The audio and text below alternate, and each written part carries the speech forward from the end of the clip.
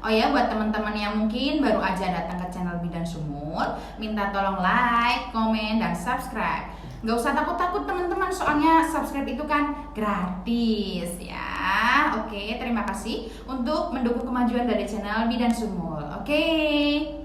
Nah teman-teman, bunda-bunda di rumah, sekarang hari ini Bidan Sumul kedatangan narasumber yang tentu aja yang sangat kompeten ya. Di samping beliau ini cantik, pinter ya, idaman para lelaki lah istilahnya ya. Untuk yang teman-teman dari Bidan Sumul ini yang di rumah masih jomblo-jomblo, boleh lah ya. Oke.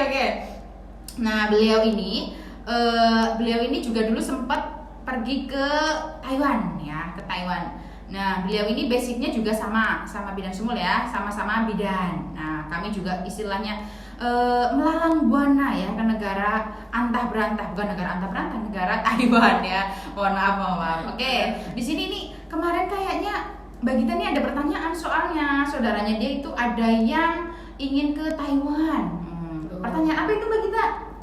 Pertanyaan gimana sih caranya untuk ke Taiwan tapi melalui job formal, sedangkan job formal itu apa gitu. Oh, maksudnya dari job formal itu apa gitu ya. Oke. Sekarang saya akan sedikit menjabarkan sama teman-teman di rumah, barangkali mungkin ada pertanyaan yang sama ya. Maksudnya job formal sama informal sebenarnya apa sih gitu ya. Nah, kalau formal itu jobnya meliputi penempatannya di panti jompo, kemudian ada juga penempatannya di konstruksi ya, bangunan. Kemudian juga ada penempatan di pabrik atau garment juga bisa. Kemudian ada penempatannya lagi itu di fisherman atau nelayan ya. Kemudian untuk yang informal itu untuk penempatan di rumah ya. Di rumah baik PRT, yang pertama itu PRT, pembantu rumah tangga, bersih-bersih, masak-masak dan lain sebagainya. Kemudian yang kedua, penempatan masih di rumah cuman untuk menangani kakek sama nenek ya. Jadi sama-sama menangani kakek sama nenek, tapi ada yang di rumah itu informal. Kalau yang untuknya job formal itu di panti jompo. Tentu aja gajinya juga berbeda teman-teman ya. Berbeda juga Mbak Gita untuk gajinya, walaupun sama-sama mengurus kakek sama nenek, tapi gajinya tentu aja berbeda dengan yang di rumah gitu ya. Untuk di panti tentu aja agak lumayan lebih tinggi ya daripada yang penempatannya di rumah informal ya. Terus apa lagi nih Mbak Gita? Kalau misalkan saya ada beberapa pertanyaan ya dari mereka yang kepengen banget ke Taiwan, dan job formal itu persyaratannya apa saja sih untuk kesana gitu? Oke, kalau untuk job formal ini posisinya kami fokusnya untuk penempatan di Panti Jompo ya, Mbak Gita ya. Penempatannya di Panti Jompo itu kami membuka dua peluang, baik ke Taiwan maupun ke Jepang. Ya, pertama dulu ke Taiwan sama ke Jepang. Tergantung nanti keinginan dari teman-teman di rumah atau mungkin saudaranya Mbak Gita yang tadi yang berminatnya mungkin ingin ke Jepang atau ke Taiwan. Nah, untuk job formal itu kami persyaratannya meliputi KK, kartu keluarga, kemudian yang kedua itu KTP, kartu tanda penduduk. Rasanya kalau KTP semua orang punya lah ya, masa orang Indonesia nggak punya ya? Kemudian cuman harus KTP gitu atau harus KTP biasa aja nggak apa-apa KTP itu. biasa aja. Harus EKTP ya, harus EKTP teman-teman ya, harus yang KTP berlaku untuk seumur hidup ya. Soalnya nomornya, kalau nomor yang masih KTP yang biasa yang belum EKTP itu kan kebanyakan nomornya itu belum bahasanya angkanya itu belum apa ya Mbak Gita ya?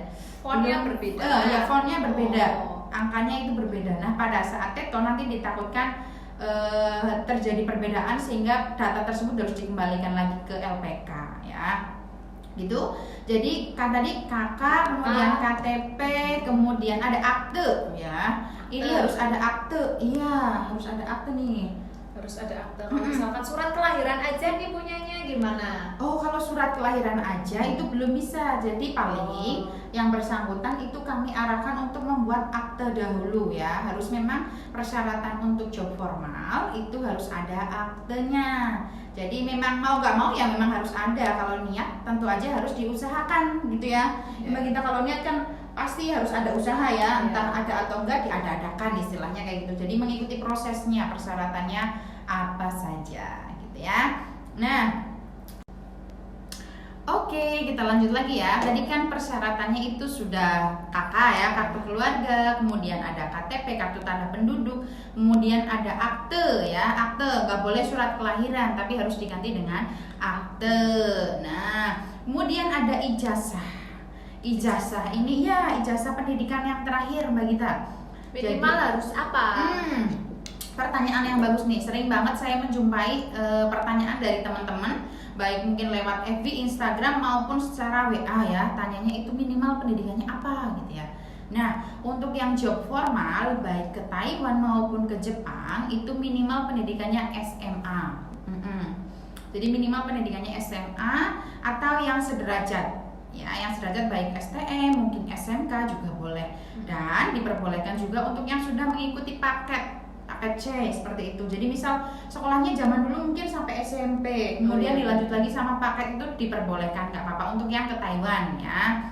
Itu jadi diperbolehkan untuk yang sekolah paket nggak apa-apa. Kemudian baik yang D3 kebidanan, S1 kebidanan, D3 perawat, S1 perawat maupun jurusan mungkin yang bukan perawat maupun bidan. Misalnya Mbak Gita, kadang kan mungkin ada teman-teman dari lulusan fisioterapi atau farmasi ya. Itu kalau misalnya ingin ke Taiwan ataupun ke Jepang itu diperbolehkan sekarang nggak apa-apa. Cuman nanti dari LPK kami itu mengeluarkan sertifikat caregiver ya. Sertifikat caregivernya juga bisa kami keluarkan. Jadi nggak masalah misal dari jurusan selain perawat maupun bidan, boleh diperbolehkan nggak apa-apa. Aman, terkendali, santuy ya.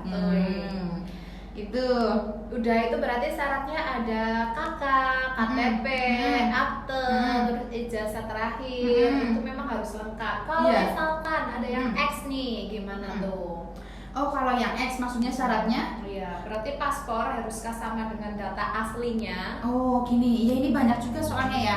Banyak juga dari teman-teman itu yang menanyakan, terutama dia yang X, mungkin X dari Singapura atau mungkin X dari Hong Kong gitu ya, yang dulunya pernah bekerja di luar negeri, kemudian sekarang ingin ikut program caregiver ini, baik yang ke Taiwan maupun ke Jepang, itu mereka biasanya ada kendala. Ya, seringkali itu kami menemukan banyak sekali kendala, baik mungkin paspornya yang mati, tapi zaman dahulunya mereka itu dituakan karena mungkin waktu itu ingin sekali keluar negeri sehingga umurnya yang tadinya belum mencukupi, kemudian dituakan. Rasanya ini kayaknya bukan rahasia lagi ya, maksudnya ini merupakan rahasia umum lah ya, semua orang kayaknya udah banyak yang tahu tentang rahasia seperti ini. Kebanyakan kalau umurnya masih muda, zaman dulu kan KTP-nya belum elektrik kan, jadi masih bisa dinaikkan umurnya. Nah, ini seringkali kendalanya di umurnya bagi kita, mereka dituakan baik 2 tahun ataupun 3 tahun dituakan. Terus misalnya dari ijazah sama paspor dan lain sebagainya itu berbeda. Ya, jadi ini agak lumayan kendala. Kami bisa membantu kalau semua datanya itu reals atau nyata ya. Jadi harus sama ya? Iya, harus sama. Kalau misalnya mereka itu nggak sama, kami tidak bisa membantu ya. Soalnya sekarang sistemnya sudah sistem elektrik semua Mbak Gita, baik online paspor, ya? Iya, lewat online. Paspor, kemudian ada KTP dan lain sebagainya itu lewatnya online. Jadi yang untuk punya riwayat mungkin ya dari teman-teman atau bunda-bunda di rumah yang ingin berangkat ke Taiwan tapi punya riwayat, mungkin dahulunya itu pernah dituakan umurnya atau mungkin ada perbedaan ijazah, KTP, KK sama paspor, itu agak susah kami membantu ya. Minimal bunda-bunda di rumah harus reals dulu datanya, harus true dulu datanya, semuanya harus benar, harus istilahnya sinkron, baik mungkin KK, KTP, ijazah sama paspor. Biasanya kan yang X pasti sudah punya paspor ya, walaupun paspornya mati ya. Nah, tadi kan pertanyaan kalau paspornya mati ya X. Kalau paspornya mati, datanya semua sama, itu masih bisa ditolerir. Jadi masih bisa kita arahkan. Tapi bisa kalau diperpanjang. Benar, masih bisa diperpanjang. Tapi kalau sudah berbeda, ini yang susah ya. Kita menolongnya tuh nggak bisa kalau yang sudah istilahnya perbedaan di paspor sama ijazah dan lain-lainnya. Agak lumayan susah ini Lause. Iya, betul. Oke, tadi sudah ya untuk yang tadi ya. Nah sekarang Mbak Gita pengen tanya tentang apa lagi nih? Iya, untuk biaya ke Taiwan itu job formal panti, misalkan cewek nih, kalau pabrik kan emang dari basicnya kan nggak bisa ya. Itu berapa sih? Kok ada yang ngomong 60 juta, 50 juta, itu kan mahal banget gitu. Padahal di sana nanti ada mungkin ada potongan bank dan lain sebagainya. Itu benar nggak sih sampai segitu biayanya gitu? Oke. Pertanyaan yang bagus banget ya. Mungkin teman-teman yang mau keluar negeri ini agak lumayan takut, ngeri-ngeri sedap ya, ngeri-ngeri sedap lah istilahnya ya. Kalau untuk apa ibaratnya ya, iya, duit semono kan akeh ya. Uang segitu tuh banyak banget, misalnya 60 juta, 70 juta, itu juga selentingan kami dengar juga ya. Nah, cuman untuk di LPK kami ini, kami memproses itu pembiayaannya nggak sampai yang 60 juta tuh, 70 juta bahkan nggak nyampe tuh. Atau sawah disita Aduh, ya Allah. Gitu ya. Kalau di kami itu enggak, sebenarnya biayanya itu pas awal itu 5 juta. 5 juta ini meliputi skill sama bahasa ya, dan operasional di sinilah itu udah bersih 5 juta tentang pelatihan. Nah, biasanya itu kami memproses sebelum belum sampai 1 bulan pelatihan itu sudah dapat job. Sudah dapat job, iya. Dan itu kami setelah dapat job itu pun dari LPK itu tidak meminta uang lagi ya, perlu digarisbawahi, dari LPK itu tidak pernah meminta uang lagi di lebih dari 5 juta tersebut ya. Jadi kalau mungkin biasanya selentingan, soalnya ada langsung. Nah, kita kemarin itu ada misal di LPK lain, tapi ya itu setelah mereka dapat job itu dari LPK itu biasanya minta lagi uangnya, makanya mungkin sampai dribble tadi nominal yang tadi ya. Tapi kalau dari kami cukup 5 juta saja. 5 juta, iya, cukup 5 juta aja itu udah bisa semuanya, bisa dapat skillnya, bisa dapat bahasa, kemudian nanti dapat job. Cukup ke Taiwan itu cukup 5 juta. Tapi sebentar, itu tuh di luar dokumen atau gimana? Nanti kan ada SKCK, ada medical, terus ada ya mungkin beberapa dokumen yang harus diurus gitu. Ada paspor mungkin yang yang belum pernah ke luar negeri gitu. Gimana Mbak? Oke. Itu 5 juta itu untuk pelatihan skill sama bahasanya. Nah, untuk data-data diri seperti mungkin SKCK, kemudian ada dan lain sebagainya, itu yang bersangkutan sendiri yang mengurus ya. Tapi kalau MCU awal, jadi pramedikal awal itu kita bantu arahkan, cuman nominalnya kurang lebih 250 Mbak Gita. Nah, itu yang bersangkutan sendiri bayarkan sama pihak rumah sakitnya ya, pihak kliniknya yang menangani untuk pramedikal awal. Ya, jadi kurang lebih itu ya. Terus kemudian untuk paspor nih, nggak usah takut-takut misalnya yang mau ke Taiwan. Iya, soalnya kan kadang-kadang selentingan saya dengar ada mungkin melalui calon gitu ya, jadinya mahal atau gimana. Iya, untuk Kabupaten Cilacap sendiri pembuatan paspor, kalau misalnya yang bersangkutan itu mengurus sendiri itu hanya Rp350.000 ya, Rp350.000. Tapi kita nggak pernah tahu ya kalau di luar Cilacap itu seberapa. Kita nggak pernah disamakan per daerah. Iya ya. Silakan kalau misalnya yang ingin tahu tentang nominalnya itu bisa kalian datangi langsung ke bagian imigrasi ya, kantor imigrasinya masing-masing dari kabupaten masing-masing. Kalau di Cilacap kan itu yang sebelum Gumilir itu Mbak Gita. Oh iya. Tugu Lilin. Sebelum Tugu Lilin itu di sebelah kiri jalan. Itu kalian bisa menanyakan baik persyaratannya, kemudian nominal uang yang harus kalian keluarkan pada saat pembuatan paspornya. Di situ kalian juga bisa langsung tanyakan. Jadi kami ini istilahnya bukan abal-abal mencari untung dan lain, tidak. Kami arahkan langsung, kami tuntun. Cuman untuk pembayarannya silakan membayar sendiri untuk yang paspor maupun SKCK maupun yang pramedikal ya. Jadi nanti biar tidak ada dusta di antara kita. Ya biar gak ada dusta, takutnya nanti bayarnya larang banget. Aring kae ternyata gue samu dewek gitu kan, ternyata seperti takutnya. Karena sudah banyak beberapa jadi yang lain itu benar-benar ya memang. Nah itu ya tadi ya.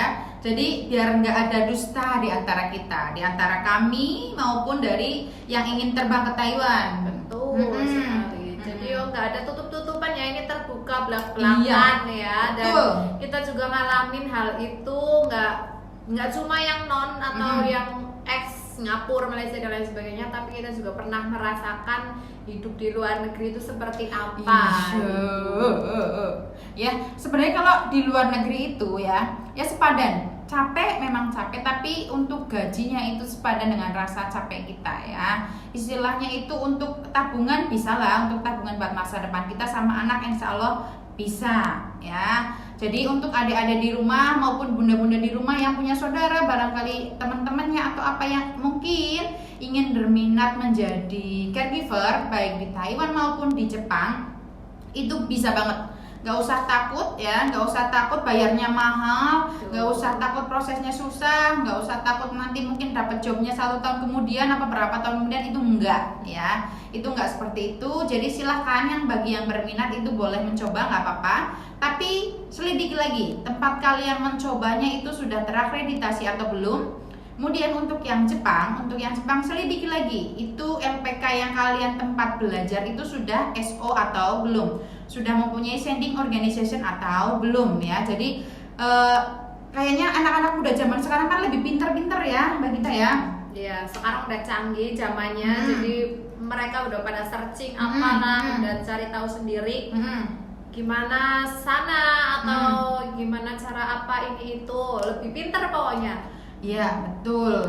Jadi ya lebih teliti lagi. Misalnya kalau kalian ingin pergi ke luar negeri, telisir lagi ya. Lebih teliti lah. Sekarang kan banyak media-media baik mungkin Facebook atau mungkin Google, searching di situ daftar-daftar RPK yang sudah mempunyai SO bagi kalian yang berminat di luar negeri. Bagi kalian yang mempunyai keinginan untuk ke Taiwan, selidiki lagi, cari lagi di Google maupun di tempat-tempat yang sosial media yang bisa kalian cari LPK yang sering memberangkatkan ke Taiwan ya, ke luar negeri, yang sudah istilahnya recommended lah ya Mbak Gita ya. Kayaknya zaman sekarang bahasanya kan recommended ya, sudah tercatat di kementerian gitu, sudah ada namanya gitu, udah SO. Jadi bukan abal-abal lagi, apalagi yang maksudnya udah keluar uang banyak tapi nggak berangkat, sudah nunggu berbulan-bulan tapi tetap aja zong gitu kan, kasihan gitu.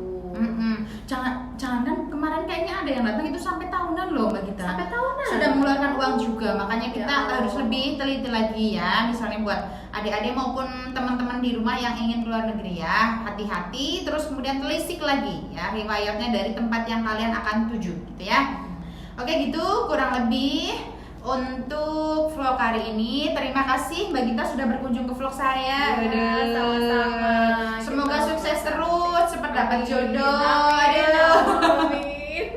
Ya mungkin bagi teman-teman bidan sumul di sini yang belum mempunyai jodoh ya, barangkali masih jomblo, ini bisa banget. Di samping Mbak Gita ini cantik, pinter ya, dia juga mandiri banget ya, soalnya dia sudah melalang buana kemanapun ya. Bisa aja ya, bisa tanya-tanya lebih lanjut sama Mbak Gita ini ya. Channelnya Mbak Gita itu Gita Diana.